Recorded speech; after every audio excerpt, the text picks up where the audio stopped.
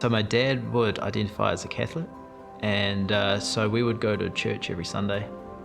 And we went probably every Sunday until I was about, I don't know, maybe 9 or 10 years old, and halfway through a service, he gave me the elbow and said, next time we stand up, we're out.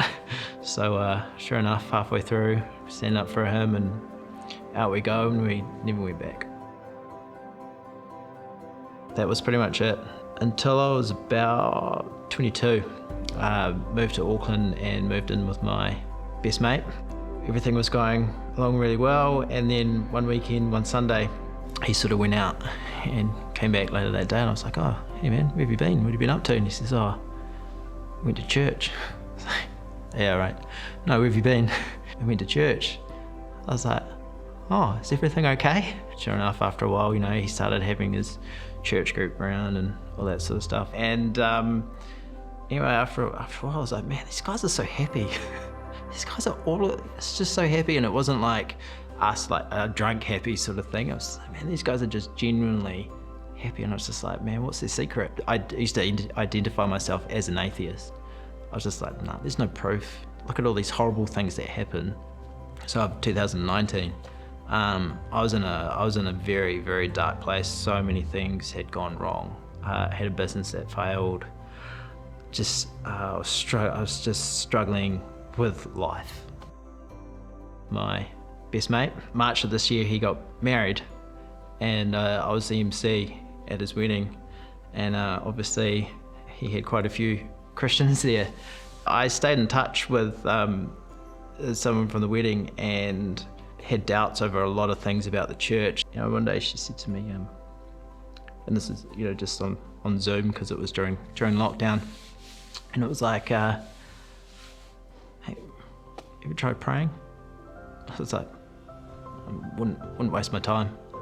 Hey, that's cool, but why not? Why don't you just try? I was just in my lounge and I sat on my floor and I closed my eyes and I just went, I don't even know what to say. And boom, it literally hit me in that moment. I could just feel the change from that moment.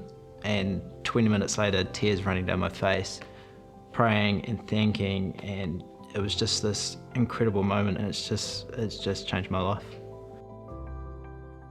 Again, being locked down, I just jumped on my computer and Google church Mount Maunganui sort of thing, and a few came up, but it was sort of Curate had the online sort of presence, and so you could just jump in and have a listen. At the end, it's like, hey, if you want to reach out and join us, and again, it was like, what's the worst that could happen? So I was like, yep, keen, put him in.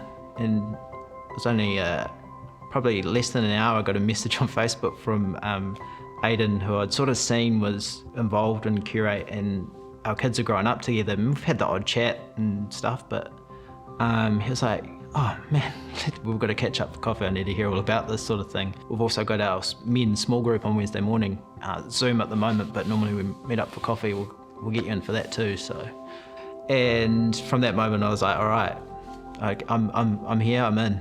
The way I said is the more you put in, the more you get out.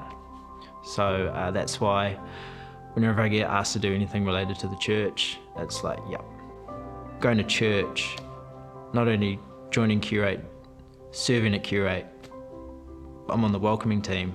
So going from not wanting to go into a church to welcoming people in, listening to worship music in my car, it's just, and I think maybe to sum it up,